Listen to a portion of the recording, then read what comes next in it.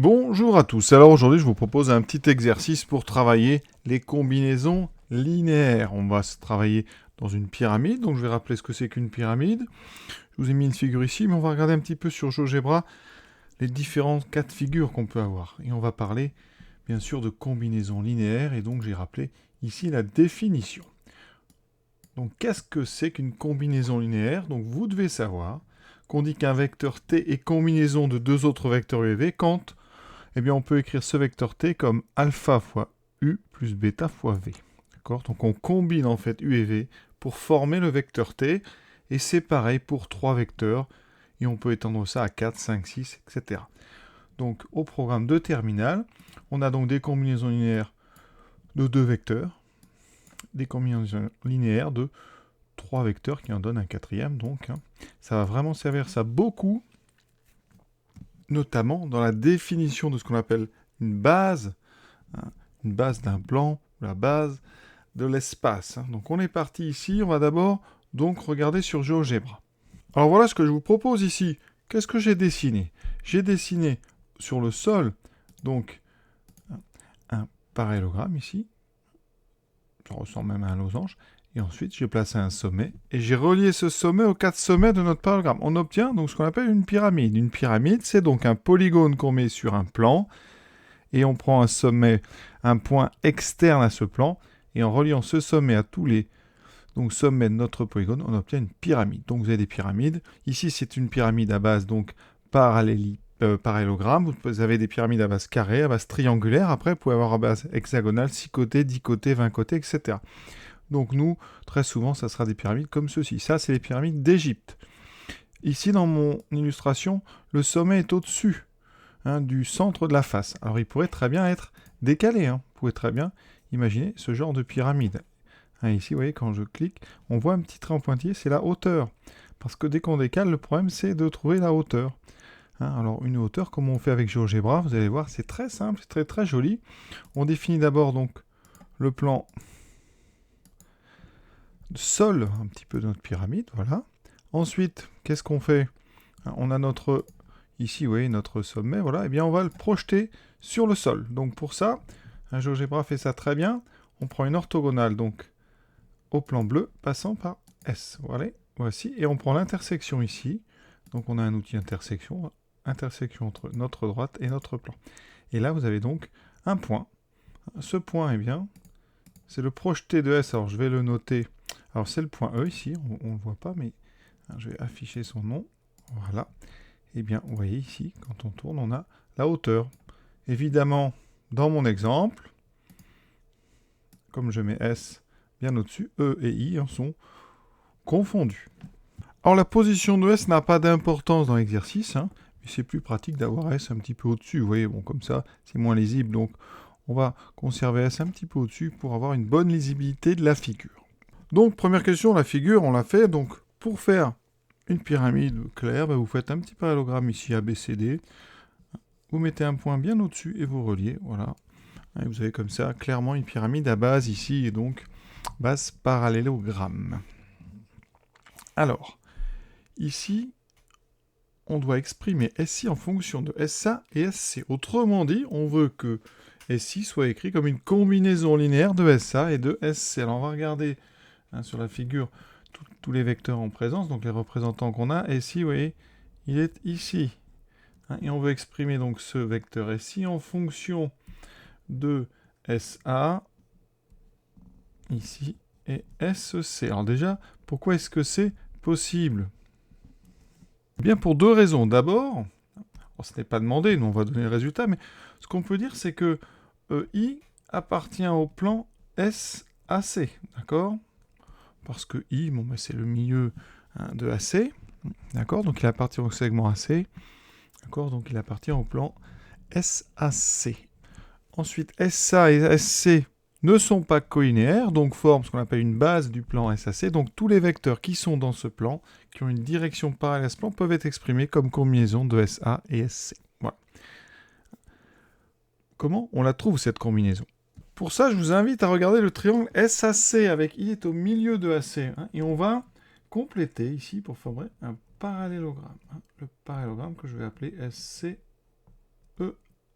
Donc, hein, on a SCEA est un parallélogramme. Pourquoi je fais ça? Mais parce que dans un parallélogramme, vous savez, hein, c'est comme ça qu'on additionne des vecteurs. SA plus SC, eh bien c'est égal à SE. D'accord? Et comme c'est un parallélogramme, eh bien SE, le segment va passer par le milieu de AC. I, c'est le centre du parallélogramme. Donc ici, on obtient SA plus SC, qui est égal donc à SE, équivaut tout simplement 2 fois SI. Et d'ailleurs, ce théorème, il porte un nom, c'est le terme de la médiane, parce que SI, c'est une médiane du triangle SAC. Et dans ce cas-là, qu'est-ce qu'on a? SI en divisant par 2, j'aurai donc la moitié de SA plus SI, donc SI, c'est 1 demi de SA plus 1 demi de SEC. Et donc, on a bien ici comme combinaison linéaire de SA et SC, puisque vous voyez, j'ai réussi à écrire ici comme alpha fois SA plus bêta fois SC, avec alpha qui vaut 1 demi et bêta qui vaut 1 demi. Regardez ce que j'ai préparé. Donc ici, qu'est-ce qu'on va voir? On va voir que SA plus SC, hein, oui, je tourne, c'est comme ça, eh bien la somme des deux, ça donne le point qui est ici. Et donc, si vous regardez, on a formé un grand parallélogramme ici, avec des côtés verts et roses. Et ça nous donne, alors je peux peut-être effacer sinon la pyramide, hop, il va nous rester ce que je vais vous montrer, vous voyez.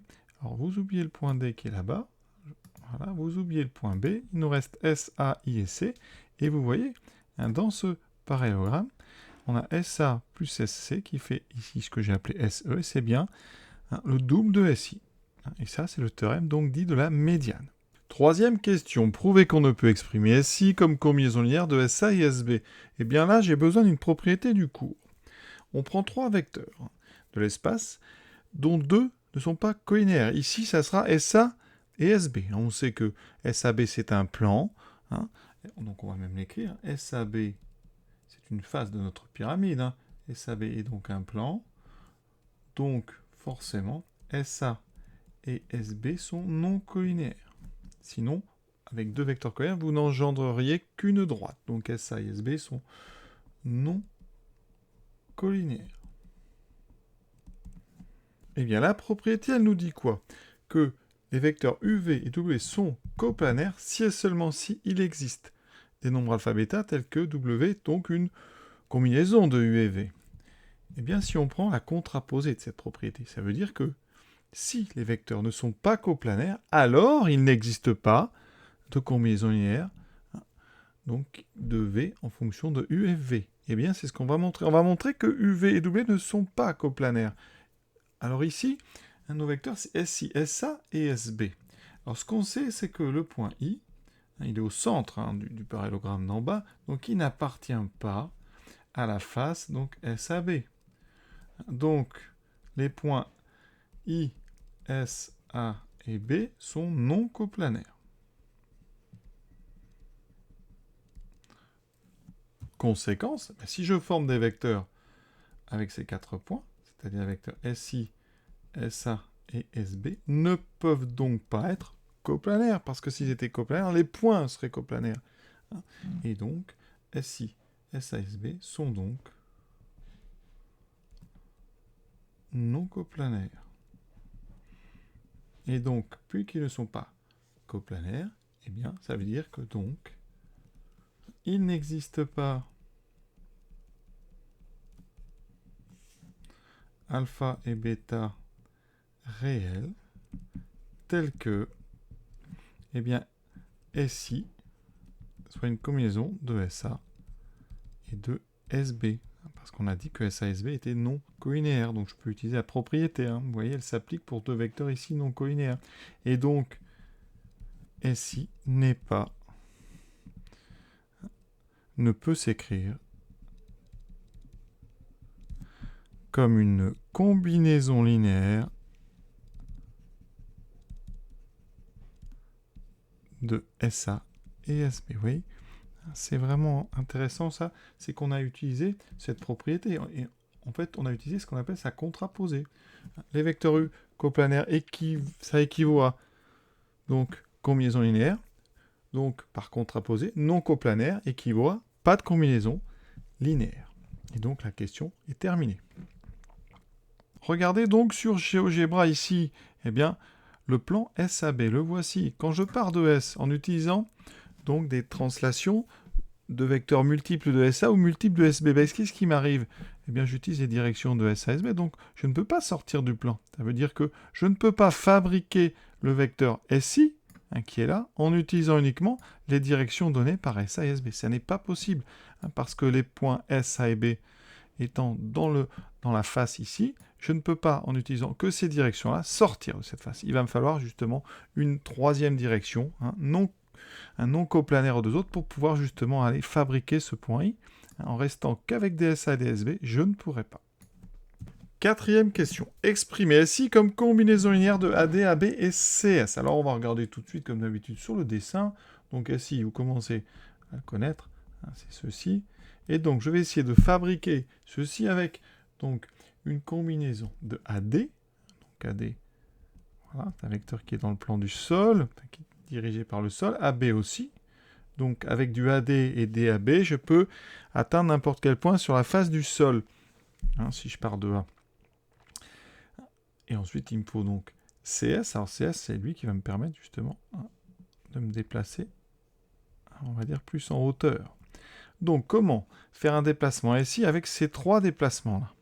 Bien, la première chose à faire, donc, c'est de partir de S et on essaie d'aller en I en utilisant nos déplacements roses ici. Eh bien, vous voyez, première chose qu'on peut faire vraiment, qui est intuitivement finalement assez évident, c'est d'utiliser l'opposé de CS, c'est-à-dire SC. Comme ça, je suis arrivé en C. Et maintenant, je n'ai plus qu'à aller en I en utilisant AB et AD. Alors ça, c'est assez facile, parce qu'on est sur un parallélogramme. Donc ici, oui, si je prends par exemple la moitié ici, c'est-à-dire une moitié de DA, c'est-à-dire moins une moitié de AD, et ici, je coupe par le milieu, je prends une moitié de BA. Bien, je suis arrivé en I. Qu'est-ce que je viens de dire? Que SI, c'est donc égal à SC plus une moitié de CB plus une moitié, ici, vous voyez, de BA.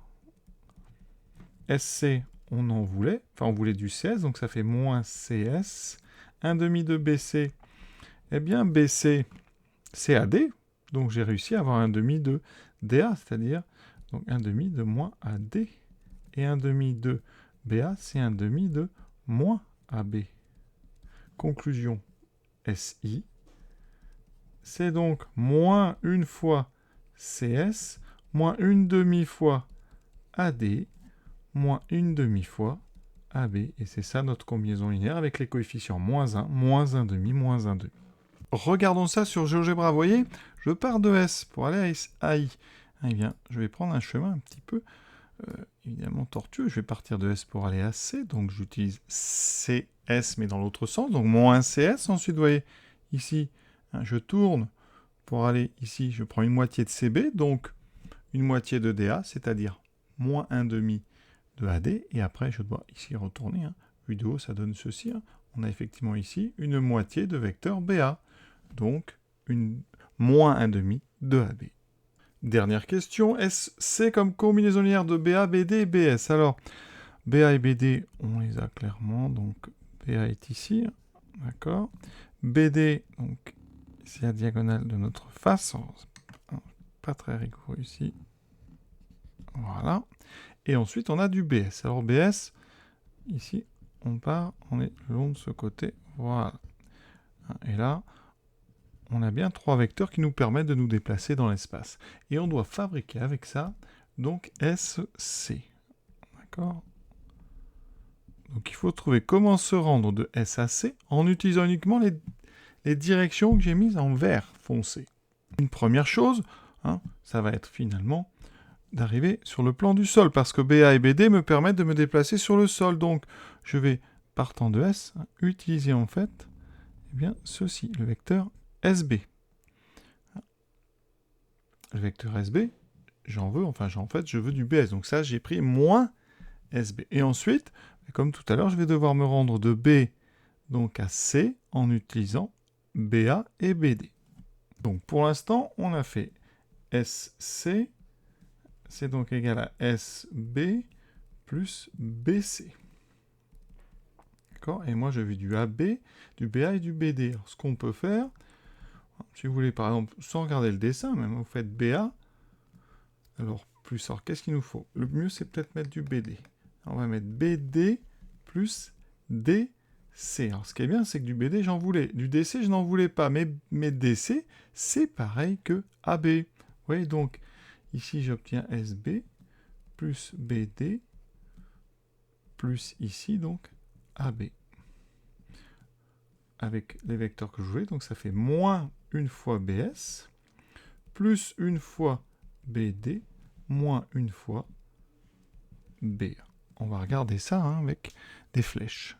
Donc, je vous rappelle, je suis parti d'en haut et je me suis déplacé ici. D'accord? Ensuite, de B, je dois aller donc à C.